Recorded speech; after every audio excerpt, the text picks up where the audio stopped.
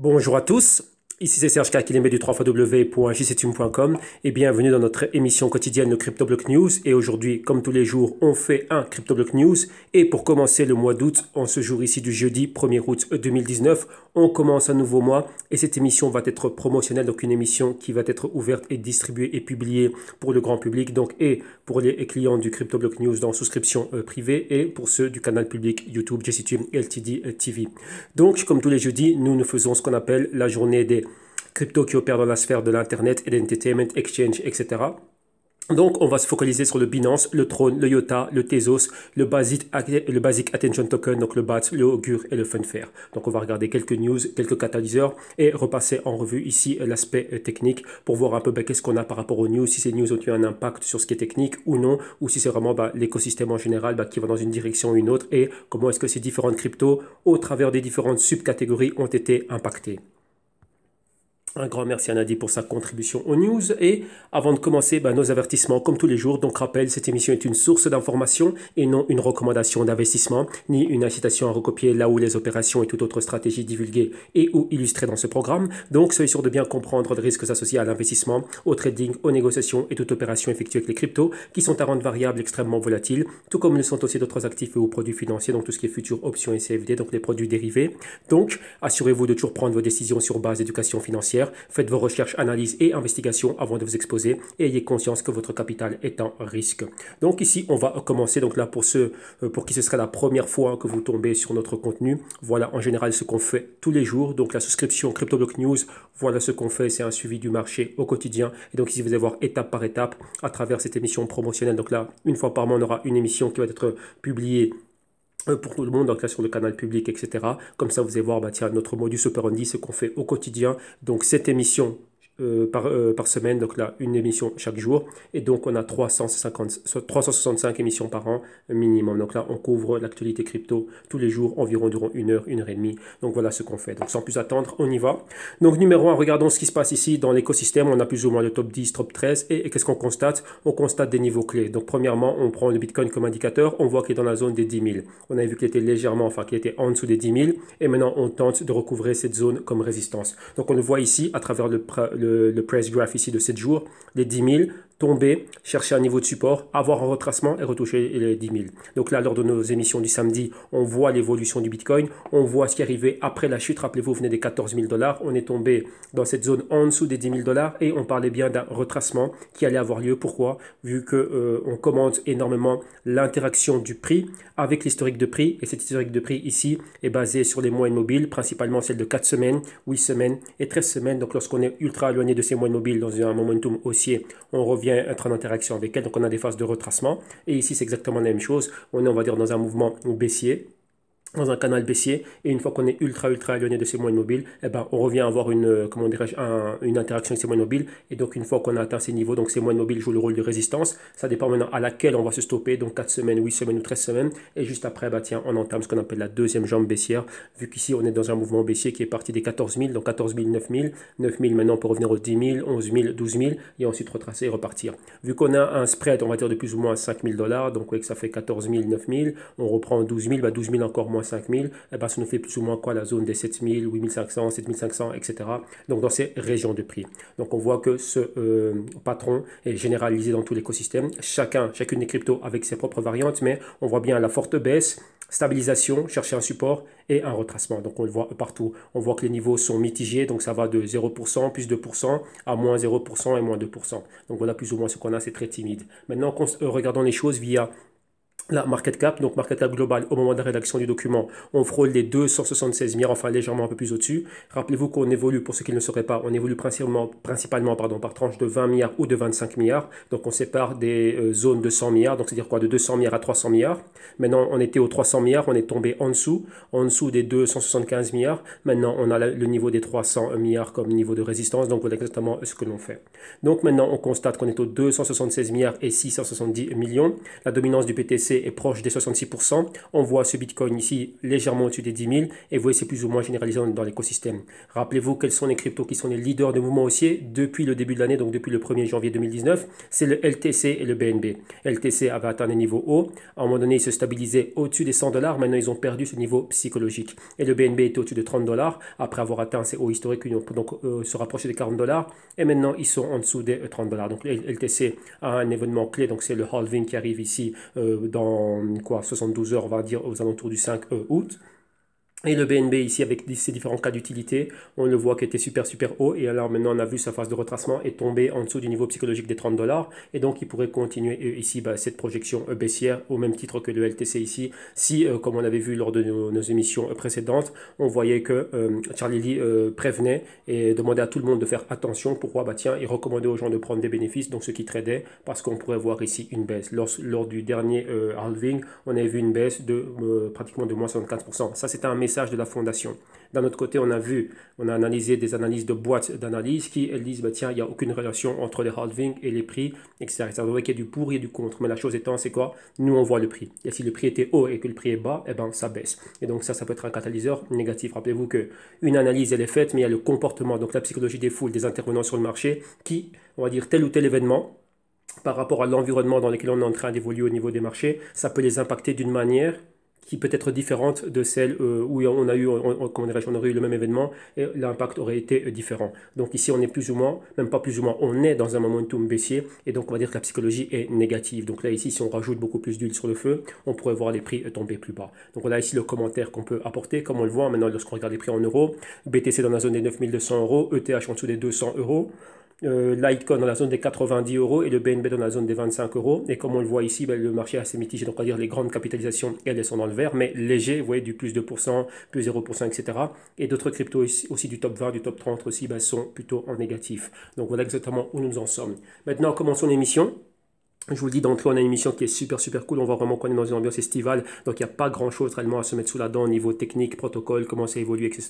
Donc, on va regarder pas mal de tweets, pas mal d'annonces qui ont été faites et pas mal de choses intéressantes. On va dire des petites choses à consommer ici bien rapidement et bien sympathiquement. Commençons par le top 10 et on a le Binance, donc le BNB, numéro 6 ici par rapport à sa market cap. Qu'est-ce qu'on voit? On voit que la semaine dernière, on était en dessous de la zone des 30 $ encore. Donc, c'était les 29 $ et 34 cents. Maintenant, on est tombé aux 28 $ et 29 cents. Market cap, on parle de 4 milliards et 560 millions. Maintenant, on est tombé aux 4 milliards 400 millions. De la dernière 24 heures, c'est plus 2,7. Weekly, pratiquement moins 3% et des poussières. Mensuel, moins 10%,5 et trimestriel, plus 20%,15. Qu'est-ce qu'on a ici? On a un article, on voit une boîte d'analyse et de recherche, Weiss Rating, et qu'est-ce qu'ils disent? Le BNB est-il surévalué? Donc pour eux, il est surévalué. Pourquoi? On voit que la société d'analyse Weiss Ratings a déclaré que la pièce BNB de Binance avait du succès en raison de sa centralisation. Et d'un autre côté, malgré l'association de la crypto-monnaie avec des réseaux décentralisés. Weiss affirme que le créateur de la pièce, donc Binance, a pumpé le prix du BNB au travers de nouveaux cas d'utilisation réguliers. Et contrairement au marché qui détermine la valeur de la pièce Binance, le marché d'échange a largement contribué à sa croissance grâce à des programmes encourageant les investissements. Qu'est-ce que ça veut dire ici?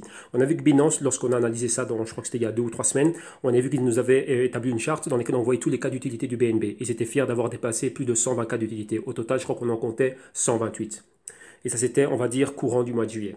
Ensuite, qu'est-ce qu'on a ici? Quel est le cas d'utilité du BNB qui est clé maintenant? C'est le programme Launchpad. Qu'est-ce que le programme Launchpad? C'est le programme ici, c'est le programme des IEO, donc Initial Exchange Offering, ce qui a remplacé les ICO, donc un nouveau stratagème, on va dire amélioré. Maintenant, on n'a plus des ICO en pagaille. Maintenant, c'est filtré et ce sont les exchanges qui, eux, sont en train de sponsoriser, de parrainer et de propulser des projets après une évaluation beaucoup plus stricte et beaucoup plus sévère. Ce qui fait qu'ici, ce sont des véritables pépites.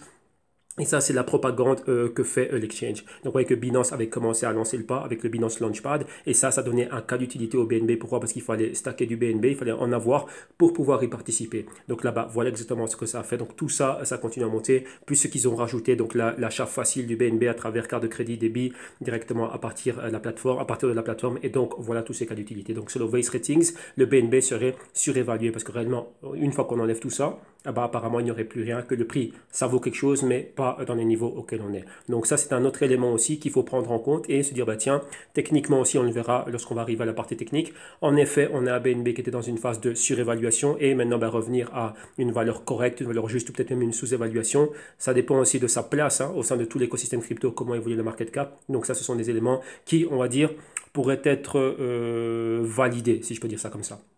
Maintenant, regardons des tweets. Et tout justement, en parlant de ces fameux launchpads, on voit quoi? On voit Wink. Ici, ce Wink ici, qui était quoi? Qui était l'une des premières 10 apps lancées sur le réseau Throne, qui avait tout justement émis aussi ce qu'on appelle une way, comme on le voit ici, le logo à travers le launchpad, donc être propulsé ici sur le launchpad de Binance. Et tiens, maintenant, à compléter, on va dire, cette phase et aussi à compléter autre chose. Maintenant, ils sont aussi directement en train d'être lancés aussi sur le Binance Dex. Rappelez-vous qu'il y a pas mal de comment dirais-je, Binance fait pas beaucoup de choses. Donc, un, Launchpad.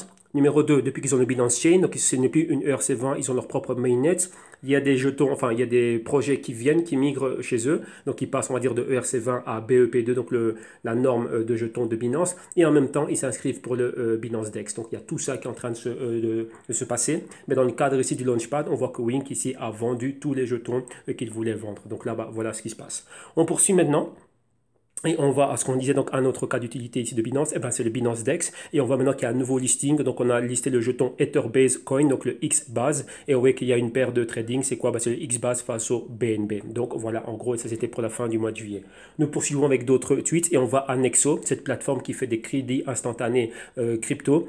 Comme ils disent ici, un an après l'ajout de BNB, donc sur la plateforme Nexo, dans la ligne de crédit instant crypto de Nexo, nous migrons une partie de nos jetons Nexo vers le protocole BEP2. Rappelez-vous que maintenant que Binance a le Binance Chain, comme on le voit ici, et donc Nexo migre sur cette plateforme aussi. Et en plus de ça, il y aura aussi des nouvelles paires, et la paire qu'on aura maintenant, ça va être le BNB Nexo. Donc ça va pouvoir être négocié à travers quoi? Le Binance Dex. Donc tout ça, c'est l'écosystème Binance qui est réellement en train de grandir. Et comme ils disent eux, cet exchange et Binance, c'est vraiment le leader ici de l'écosystème DeFi, donc finance décentralisée. Ensuite, on poursuit. Et on voit maintenant ce qui se passe avec Binance, on va dire Binance la boîte, donc Binance la société, se porte bien, en train d'avancer, beaucoup de cas d'utilité pour ces jetons, et apparemment tout ce qui touche se transforme en or. Et qu'est-ce qu'on voit ici? Binance needs you, donc c'est quoi? Binance est en train de recruter, donc ils veulent encore agrandir leur staff. Donc quoi que Binance recrute, c'est pour notre équipe de produits, designer d'interface utilisateur, donc un senior, gestionnaire de produits UX, donc c'est user experience, donc là des chercheurs en UX aussi, donc user experience aussi, des seniors, des développeurs front-end disponibles pour ceux qui sont flexibles. Pour la localisation, c'est quoi? Bouger à gauche, à droite. Donc, vous voyez que Binance se porte bien. Ils ont des capitaux. Et ici, c'est quoi? Ici, on agrandit nos staffs. Donc, tout ça, on voit que le jeton, l'écosystème et la boîte sont dans un excellent momentum. Maintenant, allons à cet aspect technique et regardons un peu qu'est-ce qui se passe par rapport à l'évolution du prix. Numéro 1, ayons toujours un point de repère. Les événements du 15 novembre 2018 avec la forte baisse des cryptos. On a vu les bas ici novembre-décembre 2018. Début d'année 2019, assez timide, mais pas pour le Binance. Timide dans tout l'écosystème et stock market et crypto market. Donc là, on avait une phase de risque, mais une risque mitigé, enfin dire flat. Et ensuite, on a eu la phase de risque on au Q2 2019. Et là, on a vu vraiment ces fortes hausses. Rappelez-vous, ici, on a les événements Consensus, Blockchain Week de New York, etc. etc. Mais Binance, vous voyez qu'ils ont déjà eu une belle trajectoire haussière. Donc en mettant notre Fibonacci, 100% ici, 0% là. Donc on a l'extension max. Et qu'est-ce qu'on voit ici? Les phases de retracement, ce qu'on attendait. Donc voyez, on a un Binance, un BNB, pardon, le jeton qui a flirté avec les $40. Rejeter cette zone, on a un pointeur ici qui pointe cette ancienne résistance ici dans un escalier, dans une formation d'escalier haussier. On voit maintenant que c'est la zone des 38% de retracement. Rappelez-vous, ce sont des zones. On n'aura jamais un niveau tip-top pile-poil. Ce sont des zones dans lesquelles on verra le prix, ou le prix plutôt est susceptible de venir avoir des interactions avec d'anciennes résistances, supports, moyennes mobiles ou que sais-je. Ou tout simplement des niveaux mathématiques par rapport à des retracements de Fibonacci. On a les 38% ici, 50% juste en dessous, donc la zone des $26 et des $21. Et on voit qu'on avait au même moment aussi, on avait quoi? Les moyennes mobiles de 21 et de 26 semaines qui sont là. On voit les premières moyennes mobiles. Donc là, nous, on définit cela comme nuage de moyennes mobiles. On a le côté nord du nuage, zone des $32, et côté sud du nuage, zone des $24. On est dans la partie nord. Donc là, c'était au niveau des 23% de retracement. Comme vous voyez, on s'était déjà posé là une fois. On est venu se reposer une deuxième fois. Perforation de ce niveau avec un pointeur. Donc là, une bougie qui, durant la semaine, était rouge. Ensuite, elle est revenue clôturer très haut dans la zone des $32. Donc là, c'est dans le niveau des 23% de retracement, comme on le voit ici. Continuité maintenant pour aller valider ce pointeur. Bougie suivante rouge, donc la bougie de la semaine dernière. La bougie de cette semaine en vigueur, on voit qu'elle est là, mais elle est timide. Donc toujours dans cette zone ici, au-dessus des 25 $ et au-dessus des 38% de retracement. Donc la clé ici, c'est quoi? On voit 40 $, 30 $, 25 $ et ensuite la zone des 20 $. Donc nous, on s'attend à perforer cette zone, mais pour le moment, on est flat. Lorsqu'on regarde le stochastique, en effet, on était en zone de surévaluation ici. On est rentré en zone de valeur juste, donc c'est la zone colorée. Pourcentage D, donc moyenne rouge au-dessus du pourcentage K, ça nous indique un mouvement baissier. Après la convergence que l'on voit ici au point pivot sommet, donc au niveau des 40 $, on repénètre la zone de valeur juste, donc là du côté du buy side. Marque 50 du stochastique qui sépare le buy side et le sell side. Et nous voyons qu'on est à cheval sur cela. Et donc là, on s'attend à une future convergence. Et ça, c'est ce qu'on voit ici. Donc un futur point pivot. Est-ce que maintenant, le niveau des 38% de retracement, donc la zone des 26 $, 25 $, serait notre point pivot ici? Est-ce qu'on va continuer à être haussier? Donc là, pour dessiner cela, pour que vous le compreniez, on est dans un mouvement comme ceci, une espèce de ABCD. Maintenant, si on maintient cette trajectoire, ça ici, c'est le buy side, ici, c'est le sell side. Et là, on est posé ici sur cette directrice de tendance qui joue le rôle de support. Donc maintenant, on s'attend à probablement pivoter ici et aller bien plus haut. Ça, c'est un des points que l'on voit. Vous voyez qu'on souligne souvent aussi des futurs patrons. Rappelez-vous que notre but à nous, c'est d'anticiper les futurs mouvements. Donc on peut dire, tiens, pourrait-on avoir ici une espèce de formation d'épaule, tête, et ici une deuxième épaule, et ensuite pivoter. Vous voyez que si on a cela, on maintiendrait quoi? Un canal baissier qui nous montre bien qu'on est en train de pivoter. Donc là, passer de surévaluation, et se retrouver ici probablement en zone de sous-évaluation. Donc avoir ces ondulations, ces mouvements A, B, C, D haussiers. Et maintenant, on est probablement dans un mouvement A, B, C, D baissier. Donc là, c'est ce qu'on voit. Donc là, pouvoir revenir ici, probablement retester cette zone ici, des moyennes mobiles de 52 semaines et 39 semaines en orange et 52 semaines en rose fuchsia. Donc là, on verra ce qui se passe. Rappelez-vous que dans l'écosystème, maintenant, il y a beaucoup de faiblesses. On a vu un BTC qui était haut, donc les 14 000 rejeter ce niveau. Et bien nombre d'experts et d'analystes voient maintenant un retracement et on voit la possibilité de voir le Bitcoin aller retester des niveaux bien plus bas. 8 500 $ et les 6 500 $. Donc là-bas, voilà quels sont les niveaux que l'on voit. Donc là-bas, on verra comment cela évolue. Voilà pourquoi est-ce que nous on a un suivi semaine après semaine pour voir qu'est-ce qui est en train de se passer par rapport à tel catalyseur. Dernièrement, quels étaient les catalyseurs? Beaucoup d'auditions à Capitol Hill, donc à Washington DC, et on a vu que ça a impacté les cryptos de manière négative. Donc là-bas, on est à l'affût de ce genre de news et voir comment cela va continuer à évoluer. Donc voici les commentaires que nous peut apporter avec le BNB. On verra comment on va clôturer la semaine. On est jeudi. Vous voyez que c'est une semaine avec très peu de volume. Une bougie ici dans la zone de cette zone de support. Et on va s'attendre à voir comment cela va évoluer. Poursuivons maintenant avec le trône. Ici aussi, pas grand-chose à se mettre sous la dent. Situation 12e, ticker TRX. La semaine dernière, on nous parlait de 2 cents 33. Maintenant, c'est 2 cents 20, donc légère baisse. Market cap est passé de 1 550 millions à 1 470 millions. De la dernière 24 heures, c'est moins 1,4. Weekly, pratiquement du moins 5%.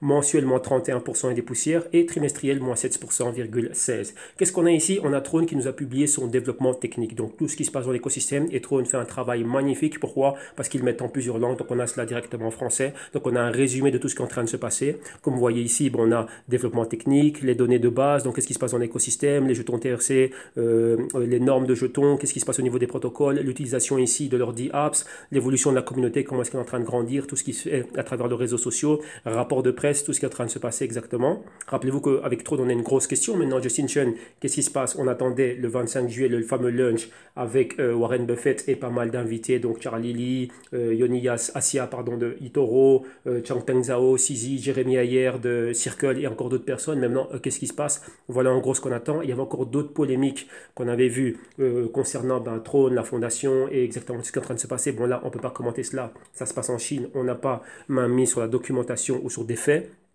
Donc il y a beaucoup de spéculation et c'est vraiment ça qui est, qui avait alimenté pas mal la base de news et de publications concernant Throne et Justin Chen. Donc là, voilà exactement ce qu'il y avait. Mais d'un autre côté, on voit que le travail se poursuit. Vous voyez ici les différentes transactions du TRX sur leur marché, les produits de la communauté des développeurs, donc tout ce qui est en train d'être fait, tout ce qui est en train d'être amélioré. Et bien évidemment, BTT de BitTorrent fait partie de l'écosystème. Qu'est-ce que BitTorrent aussi est en train de faire? On avait étudié cela la semaine dernière, c'était le BitTorrent Speed qui était mis en avant. Donc voilà en gros un résumé de tout ce que nous on avait vu durant le mois de juillet, donc rien de bien plus, rien d'extraordinaire, hein, donc rien de neuf par rapport à cela.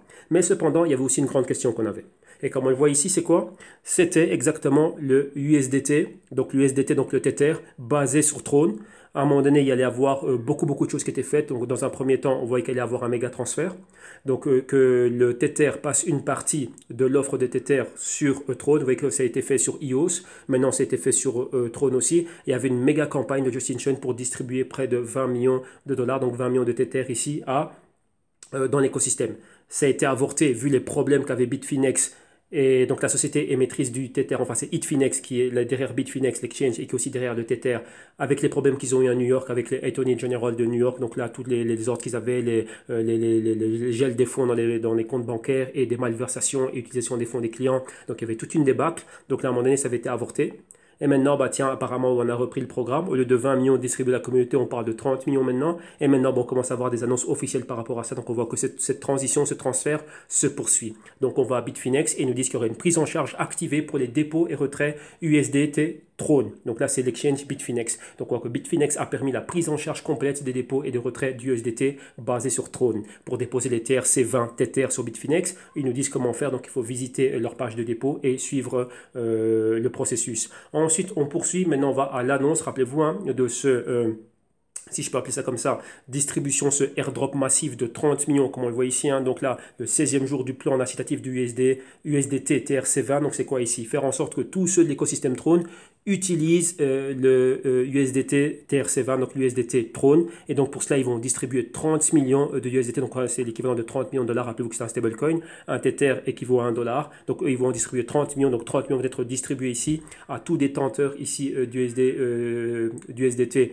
TRC. Et donc, il y a encore 30 millions qui vont être redistribués en plus pour tous ceux qui ont des holdings en Tether de Throne. Donc, là-bas, voilà ce qui a été fait. Et en même temps, on voit qu'il y a eu beaucoup de campagnes sur leur Twitter, etc. Et on voit que quoi maintenant, il y a pas mal de personnes qui ont gagné des prix. Donc là aussi, on a félicité un membre de la communauté qui a pu gagner un iPhone X, etc. Et on continue encore, comme vous voyez ici, le concours de plan de stimulation du SDT qui est organisé en partenariat avec Rainbow, qui est le partenaire stratégique de Throne dans cette affaire ici. Mais rappelez-vous que le but du jeu, c'est quoi? C'est que tout le monde ait du USDT Tether et qu'on l'utilise réellement dans tout l'écosystème Throne. Vous voyez que dans tous les jeux, les applications qu'ils ont, gaming, casino, enfin soit tout ce qu'ils ont au terme de diap dans l'écosystème Throne. Donc là, maintenant, ça a repris et maintenant, on voit qu'ils vont par petits coups. Hein. D'abord, on attendait, cela devait être fait avant. Problème avec le Tether, etc. Ça a été avorté. On est le lunch avorté. Maintenant, ils reviennent avec l'histoire du SDT. L'USD, enfin le Tether de Throne, apparemment ça se passe bien. Maintenant on attend de voir, tiens, qu'est-ce qui va se passer avec le launch réellement, c'est ça qu'on veut voir. Maintenant on va voir un peu dans l'écosystème, qu'est-ce qui s'est passé. On a 2 tweets pour terminer. Premier tweet ici, on voit que le Throne Wallet a été mis à jour avec un DEX maintenant natif qui est intégré. Et donc là c'est pour tout l'écosystème, tout ce qui se passe dans Throne avec le TRX et le BTT bien entendu. Et toutes les 10 apps exactement sont dedans. On a une nouvelle interface, on peut faire pas mal de choses. Donc le tout a été amélioré. Donc ils ont amélioré l'interface utilisateur et l'expérience utilisateur. Et maintenant on termine avec une série de tutoriels, donc des tutos ici qui sont faits à travers la plateforme Throne, et là c'est à travers Twitter, et nous parle de quoi? Des Throne Class. Donc il y a différentes leçons qui nous permettent de connaître tout ce qui se passe dans l'écosystème Throne, et donc là c'est facile et simple, c'est bien, comment dirais-je, c'est facile à digérer pour tout le monde et pour enrichir l'écosystème, et bien évidemment qu'on puisse faire nos premiers pas dans l'écosystème Throne. Donc là comme on dit, leçon 8, apprendre, donc c'est le Throne Power, apprendre les fondamentaux avec nous. Donc voilà, chose qui est faite. Poursuivons, on va à l'analyse technique. Et qu'est-ce qu'on voit avec l'analyse technique? On voit que la semaine dernière, on a eu une méga baisse. Et cette semaine-ci, comme vous le voyez ici, une toute petite bougie doji d'indécision. C'est quoi ici? Avec tout ce qui est en train de se passer, c'est pas cette petite bougie qui va nous faire un demi-tour. Si on remonte 2 semaines auparavant, on constate quoi? La méga bougie, c'est qu'un méga pointeur, donc il pointe des niveaux vers le sud. Et on voit que la zone où s'est arrêté ce pointeur, c'était un ancien support, une fois. Zone de support 2 fois. Zone de résistance 3 fois, et d'où on est parti au 15 novembre 2018. Rappelez-vous, c'est super important de toujours avoir des points de repère. Maintenant, on voit que là, sur cette ligne, par rapport à notre extension de mouvement, donc les bas de novembre-décembre 2018, les hauts en 2019, donc au premier semestre, on voit qu'on a un retracement de plus ou moins 62%. C'est la zone des 2 cents, plus ou moins, donc 2 cents et 2 cents et un dixième. On voit dans la zone dans laquelle on est. Maintenant, on a validé le pointeur la semaine dernière avec la grande bougie rouge. Rappelez-vous, on est dans la zone de ce pointeur, dans la zone de ce support, ancienne résistance, etc. Maintenant, on est là. Maintenant, on s'attend à quoi? À avoir une continuité. Rappelez-vous, comme j'en ai parlé à un moment donné concernant le Bitcoin, qu'on voyait maintenant un potentiel de double bottom. Donc ici, on a quoi? Ça, ce serait le bottom, donc les bas de novembre-décembre 2018. Et maintenant, on s'attend à quoi? À un probable retour ici. Lorsqu'on regarde cela, on a les bas, ici on a les hauts. Ça, c'est 100% de notre, comment dirais-je, de notre extension de mouvement. Maintenant, comme j'explique souvent au quotidien, si on est à 62%, imaginez-vous que c'est un sondage. Donc nous avons exactement 6 personnes sur 10 qui veulent retourner plus bas. Une manière analogique de voir la chose. Donc là, vous voyez qu'il y a beaucoup plus de poids du côté baissier que du côté haussier. Donc maintenant, pour faire demi-tour ici et remonter, il nous faudrait beaucoup de fuel. Ce fuel, c'est du combustible. Quel est ce combustible? Ce combustible, pardon, le volume haussier. Maintenant, où on en est? A-t-on réellement les éléments pour avoir ce volume haussier, rappelez-vous, indépendamment de l'écosystème. Donc Trône maintenant peut faire le lunge, ça peut générer du buzz, ça peut faire ci, ça peut faire ça, mais est-ce que c'est un mouvement qui va pouvoir se soutenir et réellement ramener le Trône assez haut et encore dépasser ces hauts? Là, c'est une autre question. Pour le moment, ici, on voit que le momentum est baissier, donc on est bien plus proche du sol que du niveau de résistance. Donc là, techniquement, je dis bien techniquement ici, il y a de fortes probabilités, plus de 50%, que l'on puisse atteindre des niveaux bas, du moins se rapprocher un maximum des bas que l'on avait ici en novembre-décembre 2018. Donc voilà en gros ce que c'est. Donc dans un premier temps, on s'attend à quoi? Vu que nous on a un suivi qui va par étapes. Première étape, ce serait déjà d'avoir une bougie comme ceci, qui clôture en dessous de ce niveau de support, donc déjà de pulvériser, se rapprocher des 78% de retracement. Zone ici aussi, comme vous voyez bien, on avait encore un autre support. Maintenant, on est dans cette zone en dessous des 2 cents, et là déjà, ce serait déjà un pas. Donc là, on aurait fait, si ça, ce sont nos 100%, la moitié du chemin serait faite. Donc c'est quoi là? En route ici vers le double bottom. Lorsqu'on interprète cela par rapport aux moyennes mobiles, on constate deux choses. Numéro un, ça c'est notre nuage de moyenne mobile, vous voyez qui est ici, et on a complètement perforé. Donc on est déjà hors de ce nuage de moyenne mobile, donc déjà une chose. Tant qu'on était ici et qu'on pouvait rebondir, ça pouvait être haussier. Mais là, on est déjà pratiquement baissier. Donc là, rappelez-vous aussi avec ce niveau de support. D'un autre côté, on a quoi aussi? On a notre stochastique que l'on voit ici, et on voit que le pourcentage K bleu marine et le D en rouge, lorsque le rouge est au-dessus du bleu, c'est baissier, qui sont sur le point de pénétrer ensemble la zone de sous-évaluation dans laquelle il y a déjà, comment dirais-je, le pourcentage K est déjà dans cette zone. Donc maintenant, on s'attend à voir le pourcentage D. Donc là, ça pourrait quoi? Appuyer encore plus la baisse et donc voir ce genre de choses, aucune bougie dans cette zone. Donc TRX aussi, comme tout l'écosystème, beaucoup de faiblesse baissier malgré la bougie doji que l'on a ici. En général, lorsqu'on a un doji, vous voyez qu'on a marqué une pause, donc on a stoppé l'hémorragie ici. Pourquoi? Parce qu'on a une zone de support. Rappelez-vous que le marché va s'arrêter et va tenter d'aller revisiter des zones qu'elle connaît déjà. Zone de support, je baisse, je viens, je m'arrête là. Avec le pointeur, clôture de la bougie rouge, maintenant on est là avec le doji. Poursuivons, on va avec le Tezos. Et ici, on a pas mal d'histoires aussi à raconter. Enfin, déjà une méga histoire. Donc, Tezos dans le top 20, situation 16e, ticker XTZ. La semaine dernière, c'était 1,05 $. Maintenant, c'est 1,37 $. Market cap est passé de, on flirtait plus ou moins avec les 700 millions. Donc, c'est 696 millions.14, donc 140 000. Et maintenant, on est monté rapidement aux 905 millions et 720 000. On voit que dans les dernières 24 heures, c'est plus 11,8%. Et weekly, c'est plus 32%. Mensuel, plus 30%. Et trimestriel, plus 5%. Que s'est-il passé, surtout dans ces dernières 24 heures? C'est l'annonce ici du listing du Coinbase Pro, donc anciennement GDAX, maintenant de la plateforme de trading de Coinbase, donc de Coinbase Pro, qui se prépare pour le trading du Tezos. On avait déjà vu, si je ne me trompe pas, qu'il y a pas mal d'autres plateformes qui permettent déjà de faire le staking avec le XTZ. Et maintenant, Coinbase Pro lance le trading qui est prévu ici, comme vous le voyez bien à l'écran, pour le 5 août. Donc voilà, en gros, ça c'est une grosse news. Pourquoi? Parce que c'est de la liquidité. C'est de l'exposition pour le TZ et ici beaucoup d'activités de trading qui est principalement l'activité principale que l'on a dans l'écosystème crypto. Donc c'est du trading spéculatif et donc là-bas XTZ ici bien classé dans le top 20. Donc c'est une crypto liquide avec une bonne market cap. Maintenant on remonte vers les niveaux du milliard. Donc c'est intéressant et donc voilà exactement ce qui se passe. Donc on voit que les portefeuilles et les dépôts initiaux pour XTZ ouvriront sur Coinbase. Donc là c'est la méga news qui fait que boum on est monté. Maintenant regardons ce qui se passe dans l'écosystème. Il y a eu pas mal de workshops et d'ateliers et de meet-up qui ont été faits dans tout l'écosystème. On avait vu la semaine dernière un meet-up à Israël et maintenant il y a pas mal de suivi et pas mal de choses qui se font dans Tezos et en Europe, en Amérique et en Asie. Donc premier tweet que l'on voit ici avec l'image qui appuie là, c'est comme on voit ici une des participantes à un de ces workshops, comme elle dit, c'était incroyable de faire partie de la première formation sur la révolutionnaire plateforme Tezos Blockchain et nous avons appris le Michelson, la vérification formelle et le développement de contrats intelligents. Et ce fut un honneur de représenter les femmes codeurs, donc Vegan Nation, au Tezos, enfin dans l'écosystème Tezos. Donc là-bas, en voilà les images. Poursuivons maintenant, qu'est-ce qu'on a? On voit la fondation Tezos qui fait une annonce officielle. Elle dit que la fondation Tezos est ravie d'annoncer que Johan Tanzer, le principal développeur du T+, a reçu une subvention, ce qu'on appelle les grants en anglais. Donc c'est quoi? Et il a des fonds ici pour continuer à backer ses travaux de recherche. Donc là, comme on dit bien, une subvention pour continuer à créer un environnement de développement Tezos afin d'améliorer encore l'expérience de développement sur Tezos. T+ est un ensemble d'outils GUI, donc c'est interface, enfin c'est graphic user interface, et de CLI, donc CLI, qui est le command line interface, et le tout facilitant la tâche de son développement. Donc voilà qui est fait. Et on termine avec deux news ici, avec des futurs meet-ups. Si je ne me trompe pas, on a Arthur Bretman, que l'on voit ici, qui est l'un des cofondateurs ici de Tezos, qui va participer à ce talk. Et c'est le BFC 2019, et c'est le 7 et 9 octobre. Et voilà exactement où il va participer. Comme il dit, ce sera Dublin. Donc là, comme il dit, il va être un des speakers lors de cet événement. Donc là, voilà, bien évidemment, représenter Tezos et qu'est-ce qui est en train de se faire dans la blockchain. Ensuite, on a un autre événement ici. Donc là, on va Tezos Asie du Sud. Et il y aura une conférence ici, Exabytes e-commerce conférence en Indonésie.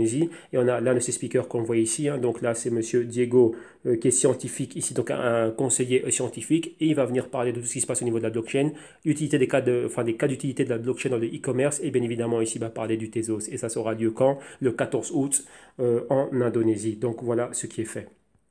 Alors maintenant, pour si on termine, on va à l'aspect technique. Et qu'est-ce qu'on voit? Bien évidemment, comme on a vu la méga news, donc Coinbase, listing et tout ça, on a vu quoi? Rappelez-vous, le marché est baissier en phase de indécision à un niveau de support après l'inception du mouvement baissier, donc le premier axe A à B.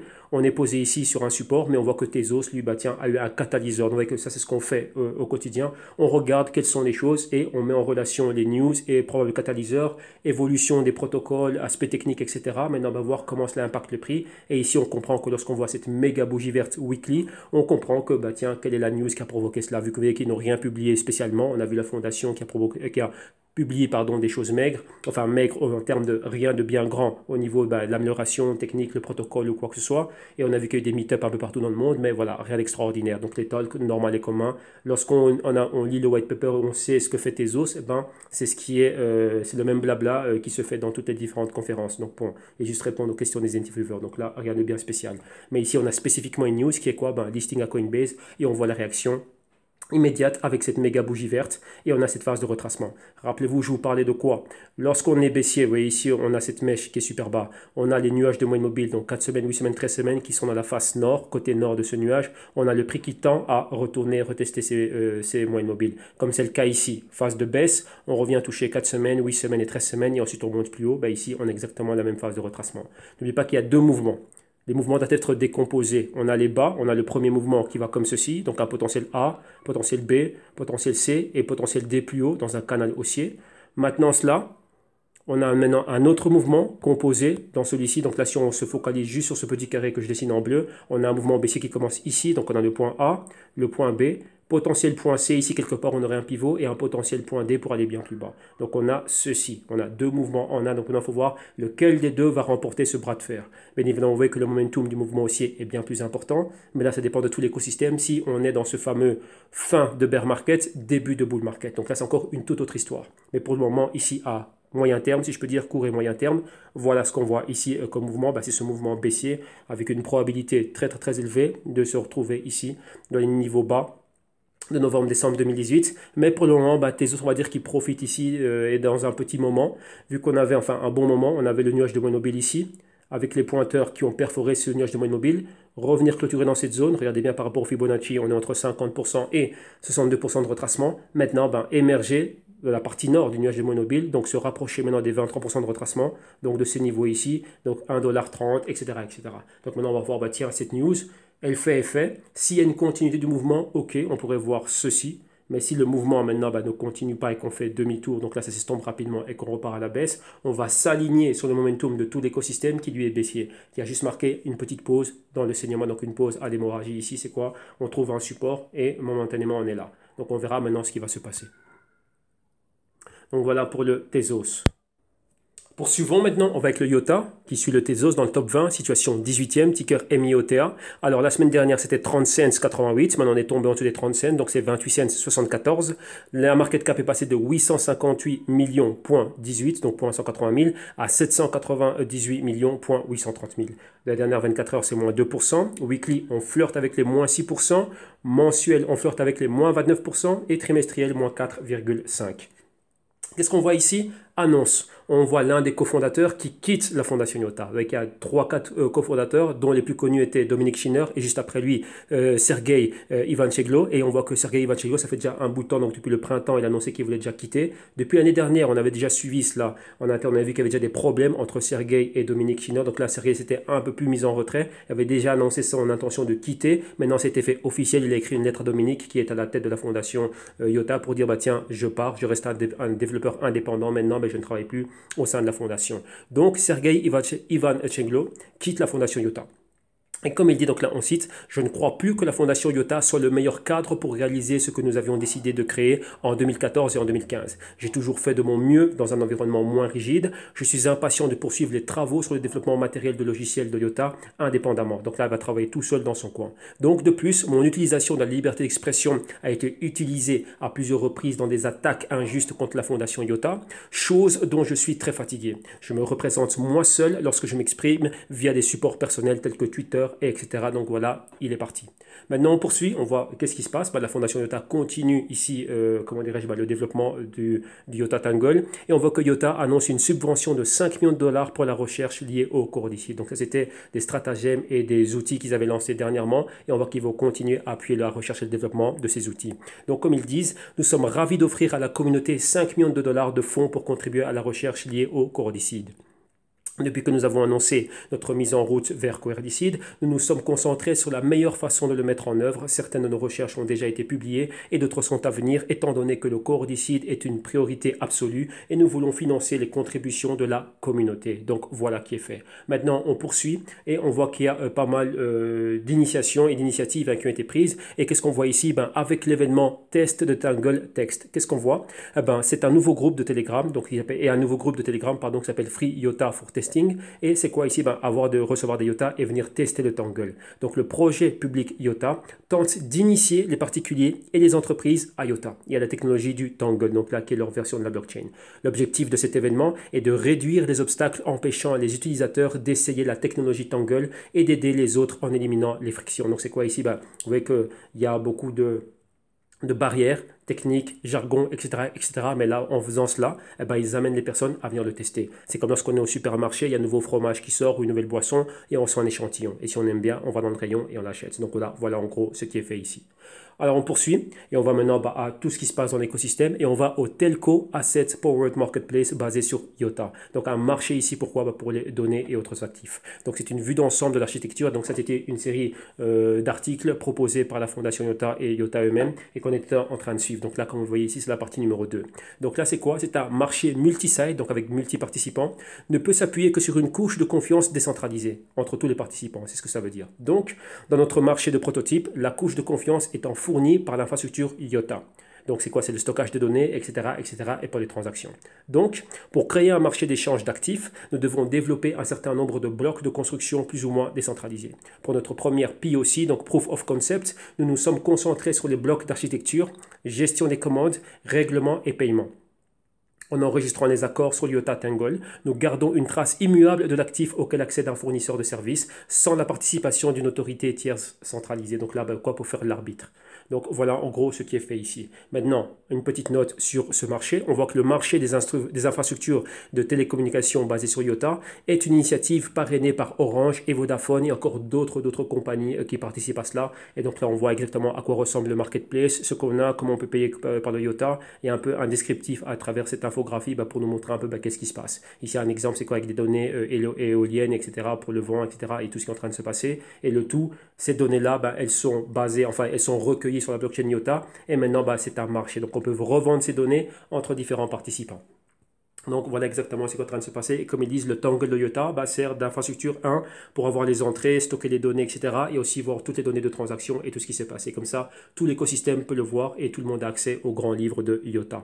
Et on termine avec IOTA. Qu'est-ce qu'on voit? On a un listing. On voit l'exchange CoinEx et ils vont répertorier le IOTA avec les paires suivantes: IOTA BTC, IOTA BCH et IOTA USDT. Donc voilà pour le IOTA.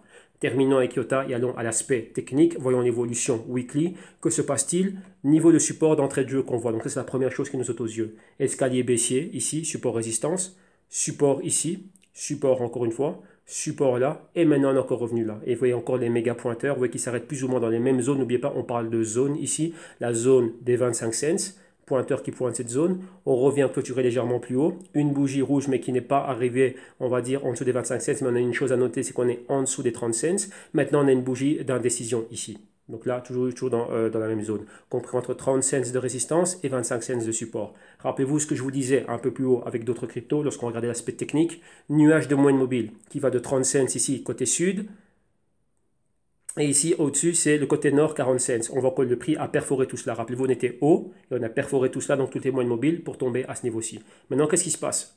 Ce que je vous expliquais, lorsqu'on est éloigné du prix, on revient retester 4 semaines, 8 semaines, 13 semaines en moyenne. Maintenant, on a quoi? Éloigné du prix, on a quoi ici? On est éloigné des moyennes mobiles de 4 semaines. 8 semaines et 13 semaines sont là, donc on s'attend à quoi? À un retest de ces moyennes mobiles ici, mais en commençant par celle de 4 semaines. Donc lorsqu'on voit le BTC qui arrive par exemple au 10 000, donc là pour en faire, vu qu'on ne sait pas l'émission BTC, mais je vous explique cela aussi, on a vu le BTC qui est tombé. Lorsqu'on regarde ça en weekly, donc je dis bien ici en weekly, il faut regarder où sont les moyennes mobiles. 4 semaines représentant ici un mois, on est où? Si on est éloigné, à un moment donné, on revient avoir une interaction et ensuite on continue le momentum. C'est quoi? On continue le mouvement. La force du mouvement ici, elle est baissière. Rappelez-vous que dans ce qu'on voit ici, on se focalise sur une tranche calendrier. C'est-à-dire quoi? On regarde les choses depuis novembre-décembre 2018 à maintenant. Mais il ne faut pas oublier qu'on vient de là. On vient quoi? D'un bear market qui a duré durant toute année 2018. Ça, ce sont que des mouvements ici, on peut dire, qui se passent à moyen terme. Ça dépend ici comment vous définissez long terme, moyen terme et court terme. Ok? Mais là, on se focalise sur cette tranche ici. Et là, on décortique le mouvement par rapport à cette tranche. Donc la tranche que l'on regarde nous, comme ça vous le comprenez bien, je parle de cette tranche ici. Donc nous, voilà ce qu'on décrit. Le mouvement bas, comme on a commencé à être haussier, ici vous voyez que ce canal haussier qu'on avait là, vous voyez dans notre interaction, rejeter la résistance, revenir ici, perforer le support, donc là c'est le buy side, sell side maintenant, et maintenant on est en sell side. Donc voilà exactement où on est. Maintenant encore une fois on a quoi? Si on pulvérise le support des 25 cents, donc ce niveau psychologique, on fait quoi? Ici on tombe directement dans la zone des 20 cents. On regarde ici le stochastique et on voit qu'il est où? On est sur le point de pénétrer la zone de sous-évaluation. Maintenant, si on pénètre la sous-évaluation, regardez bien ici par le passé, on peut demeurer longtemps sous-évaluation, et ce qui fait que quoi? Ça accompagne le prix bien plus bas. Donc ici aussi, si on est parti pour une zone, au moins, imaginez-vous qu'on reste là du mois d'août au mois de décembre, et imaginez-vous jusqu'où peut aller le prix. Donc on aura largement le temps ici d'atteindre la zone des 20 cents. Pourquoi? Il y aura toujours un catalyseur baissier, ou que sais-je, qui va faire en sorte que le capital migre hors de l'écosystème crypto et on verra comment le IOTA serait impacté ici, mais notamment c'est quoi ici? De fortes probabilités de voir le IOTA continuer à évoluer sous les 30 cents, atteindre le niveau des 25 cents et ensuite son niveau clé psychologique de support max au niveau des 20 cents. Poursuivons maintenant avec le Basic Attention Token, situation 32e, ticker BAT, donc BAT. La semaine dernière, on nous parle de 23 cents 64, maintenant c'est 23 cents 80, donc légère hausse, mais toujours dans la même région. Market cap est passé de 301 270 000 à 303 millions et 400 000. De la dernière 24 heures, c'est moins 3,3. Weekly plus 1,45, mensuellement 23,5 et trimestriel pratiquement ici du moins 38%. Donc bien baissier au niveau trimestriel. Qu'est-ce qu'on voit ici? On parle un peu de ce qui se passe dans l'écosystème, donc pas grand-chose à se mettre sous la dent. 3 news qu'on va décortiquer ici. Numéro 1, on voit qu'il y a pas mal d'entités qui peuvent devenir des éditeurs vérifiés sur le Brave Rewards. Donc rappelez-vous, à travers l'explorateur Brave, on peut venir être un utilisateur agréé et vérifié, ce qui fait que lorsqu'on fait des éditions, on peut recevoir des petits tips ici en quoi? En jetons BAT. Et on voit que maintenant, ils sont passés d'un petit nombre et ça a augmenté de plus de 1500%. Donc, au cours des 12 derniers mois, donc, les éditeurs vérifiés Brave sont passés de, on est passé de 18 900, plus ou moins, donc moins de 20 000, à plus de 210 000, donc une augmentation féroce. Selon les données de BETH, donc de BAT Growth, comme l'a signalé un utilisateur de Reddit, le nombre d'éditeurs navigateurs a été multiplié par 9 depuis juillet 2007, alors qu'il se situait aux alentours des 13 500, et on voit que ça continue à monter. Donc de plus en plus d'éditeurs vont là-bas. On a vu des éditeurs comme le Washington Post, je crois que le New York Times, enfin d'autres revues bien célèbres et connues, qui viennent maintenant être des éditeurs vérifiés sur Brave. Alors on poursuit, et on va à Invidious. Donc c'est quoi ici? C'est invideo.us, donc c'est Invidious de son nom, qui est une alternative à YouTube, qui est axée sur la confidentialité et désormais un éditeur Brave vérifié. Donc là, on voit exactement les news qu'on a eu ici. On voit encore une fois qu'il y a d'autres boîtes qui continuent à allonger cette liste. Et ici, on voit une capture écran de ce qu'est Invidious. On voit que ça ressemble réellement à ce qui est en train de se passer. Enfin, ça ressemble fortement à YouTube. Rappelez-vous, c'est une alternative. Donc on a leur page officielle, d'où j'ai tiré cette capture écran. Et qu'est-ce qu'on nous dit ici? En gros, leur slogan, c'est Pas besoin de compte Google pour créer un compte. Donc sur InVideo, rappelez-vous, si vous voulez utiliser YouTube, il vous faut un compte Google. Et on peut télécharger directement en audio et en vidéo. Donc là, directement télécharger le contenu. Et on peut afficher des commentaires Reddit au lieu des commentaires YouTube directement là-dedans. Donc il y a encore bien d'autres fonctionnalités. Donc là, voilà l'alternative à YouTube. Bien évidemment, pour que ça prenne, il faut un gros effet de réseau que l'on a, enfin, qu'ils n'ont pas pour le moment, ben, là que je leur souhaite. Maintenant, on termine avec le BAT. Et qu'est-ce qu'on voit? Ben, la pièce USDC, donc le dollar de Circle et de Coinbase, et le Basic Attention Token, donc le jeton BAT, seront répertoriés, donc listés sur OceanX, qui est cet exchange ici qui est déployé et propulsé sur la blockchain de Version Tor. Donc voilà ce qu'on peut communiquer ici sur le BAT. Terminons par l'aspect technique. On constate quoi? Rappelez-vous nos points clés. Novembre-décembre 2018, les bas. 2018, encore plus bas légèrement ici 2019, on décolle, donc ça c'est janvier-février, premier trimestre, deuxième trimestre, décollage, pic ici, donc passé de 10 cents avec un pic à 50 cents et depuis lors avec notre Fibonacci, on voit comment est-ce qu'on est en train de baisser. On est passé des 50% au 61% de retracement, voilà exactement où on est, donc on est là. Vous voyez que lorsqu'on a des pointeurs, donc ça dépend des couleurs, donc faire très attention à cela, mais on a tendance à les valider lorsqu'on maintient le momentum dans la même direction. Donc là, si on va vers le sud, eh ben, on va vers le bas et on en a maintenu cela. Donc maintenant, on a encore un autre pointeur, voyons ce qui s'est déjà passé par après, et on voit le momentum. Que pensez-vous qu'il pourrait se passer lorsqu'on voit aussi ce qui se passe dans l'écosystème? Bien évidemment, ça allait bien plus bas. Donc là, ici, on pourra aller plus bas ici. Donc c'est quoi? Passer des 25 cents, atteindre la zone des 20 cents. Voilà ce qu'on attend. On remarque le nuage de moyennes mobiles. Donc toutes les moyennes mobiles sont concentrées. Voilà ce que j'appelle nuage. Maintenant, il faut regarder leur formation. Vous voyez, 4, 8, 13, etc., jusque 52 semaines. Et ici, on a une formation qui est un peu en pagaille, mais on voit le côté nord et le côté sud. Donc c'est quoi ici? On veut juste voir le prix qui évolue en dessous. Vous voyez ici, on a le prix qui est au-dessus.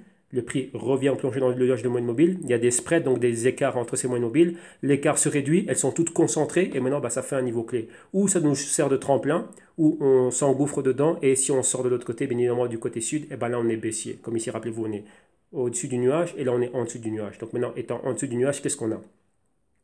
On a les niveaux clés qui nous attirent, qui sont ces niveaux de support, avec un niveau intermédiaire ici dans l'escalier haussier, aux alentours des 78% de retracement, donc c'est la zone des 20 cents, niveau du pointeur. Donc là, on s'attend à, après avoir perforé les moyennes mobiles qui jouent le rôle de support, donc celle de 39 semaines en orangé, et rose fuchsia, c'est 52 semaines. Si on perfore cela pour valider les pointeurs, on tombe aux 20 cents et on voit qu'on est complètement hors de ce nuage de moyenne mobile.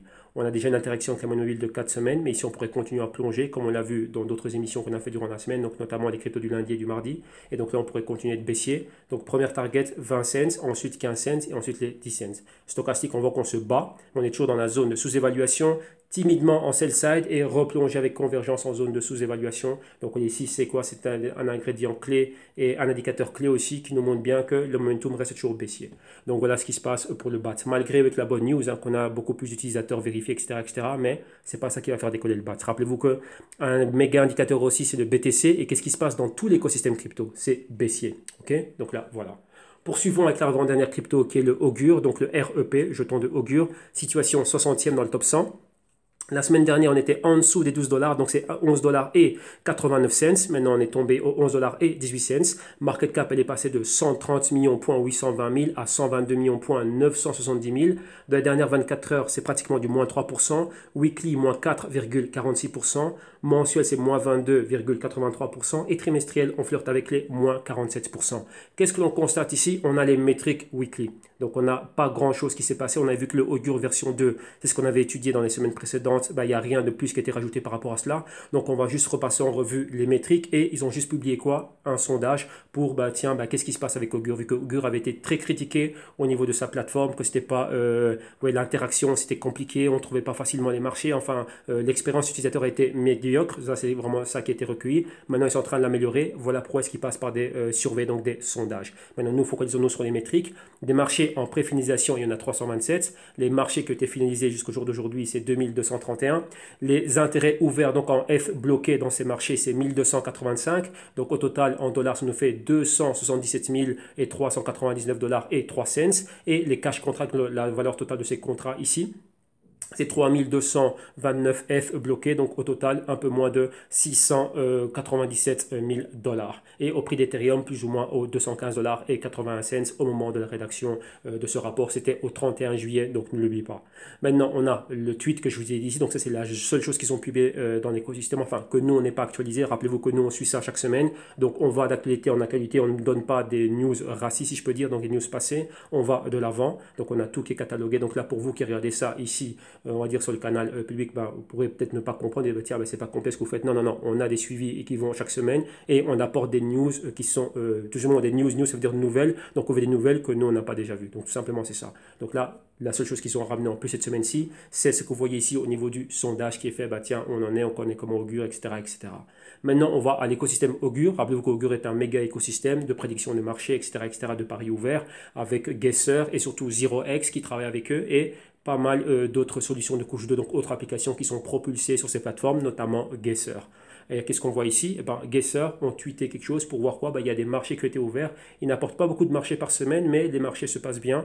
Et on a un marché qui nous parle de quoi? Des présidentielles américaines de 2020. Il y a déjà des paris qui sont ouverts et on voit que l'été a été crucial pour la prochaine élection présidentielle américaine de 2020 et chez Guesser, nous en avons profité pour offrir certains des marchés de prédiction les plus intéressants par les utilisateurs. Donc à l'approche du deuxième débat des démocrates, les prévisions concernant ce qui pourrait arriver sont encore très partagées et donc là, ce sont les genres de marchés qui sont ouverts. Rappelez-vous, on peut créer des marchés sur tout ce que l'on veut. Donc là, voilà les marchés qui ont été proposés.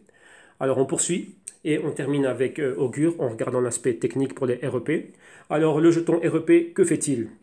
Numéro 1, constatons les choses. Rappelez-vous toujours notre point de départ, les bas, novembre-décembre 2018, mouvement haussier, niveau max, ici on a la moyenne mobile de 104 semaines tout au-dessus, ici qu'on voit là en rose bonbon, zone des 26 dollars, on a rejeté ça, donc ça nous fait l'extension max de 100% de Fibonacci, et on regarde maintenant les retracements. On a atteint les 23%, on a atteint les 38%, on a atteint les 50%, et on a en même temps le nuage de moyenne mobile qu'on a perforé, moyenne mobile en bleu turquoise, celle de 4 semaines qui plonge aussi avec le prix. On est où maintenant? On a passé les 62% de retracement plus ou moins. Ça, c'était la semaine dernière, on a clôturé en dessous de ce niveau. Rappelez-vous, on a un pointeur et on est en passe d'aller valider ce pointeur qui flirte avec la zone des 10 dollars, qui est la zone des 78% de retracement, et on est légèrement dessus. Maintenant, avec la petite bougie doji que l'on a, on s'attend à quoi? Peut-être pas cette semaine-ci, mais dans les semaines à venir, pourquoi pas avoir une interaction avec le corps complet de la bougie, c'est-à-dire quoi? La clôture à ce niveau. Ou est-ce un niveau de point pivot, et on va pivoter ici, aller plus haut, mais lorsqu'on voit le marché tel qu'il est, on ne pense pas. Rappelez-vous, étant éloigné des moyennes mobiles, ce serait quoi maintenant? Avoir une interaction. On a déjà eu l'interaction avec cette bougie ici, avec la moyenne mobile de 4 semaines. On a 8 semaines et 13 semaines qui sont légèrement plus haut. 8 semaines qui est ici dans la zone des 14 dollars. 13 semaines qui est ici dans la zone des 17 dollars. Donc on pourrait revoir le marché qui remonte. Rappelez-vous ici, c'est quoi? Donc là, comme on a vu le BTC qui avait atteint les 9000 et des poussières, remonté dans les 10 000, ce serait cette zone. On arrive ici, on arrive là. On a le retracement dans le momentum baissier. Interaction avec cette zone et ensuite de là on pivote. Donc là ça nous fait un A, B, C, D, E baissier. Bon, la clinaison n'est pas 100% parfaite, mais pour vous montrer exactement où on voit, qu'est-ce qui pourrait se passer. La clé c'est quoi? C'est cette zone où on est ici, la zone des 12 dollars. Dès qu'on perfore cela et qu'on perfore les 10 dollars, directement on a la porte ouverte pour tomber bien plus bas et c'est dans cette zone-là. Lorsqu'on regarde le stochastique, qu'est-ce qu'il nous indique? On est déjà en sous-évaluation et comme on le voit par le passé, on est resté longtemps en sous-évaluation et ce longtemps en sous-évaluation, ça équivaut à quoi? À ce mouvement baissier prolongé. Donc voilà où on est et vous connaissez bien les ondulations de A, B, C, D baissier et ici vous voyez qu'on peut retrouver exactement la même chose. Juste un patron qui se répète. Donc ici, phase 1 et là maintenant, momentum phase 2, surtout après cette phase de baisse que l'on a ici. Donc voilà ici pour l'augure, momentum baissier comme de l'écosystème crypto. Et on termine avec Funfair, situation 213e, ticker FUN. Funfair Technologies, la semaine dernière, on était où? On était en fraction de cents, plus ou moins un tiers de cents, donc 0,0032. Maintenant, on est tombé en dessous de cette zone du tiers de cents, donc c'est 0,0028. Market cap est passé de 20 millions 690 000 à 18 millions 560 000. Maintenant, dans les dernières 24 heures, on est plus ou moins dans les moins 3,5%. Weekly, moins 10% et des poussières. Mensuel, dans la zone des moins 40%. Trimestriel, flirté avec les moins 50%. News, pas grand-chose, juste des annonces de futurs jeux qui viennent dans tous les écosystèmes. Et c'est le Casino Fair. Et on voit quoi? Il y a un nouveau jeu, comme vous le voyez ici, qui est sur le point d'être lancé.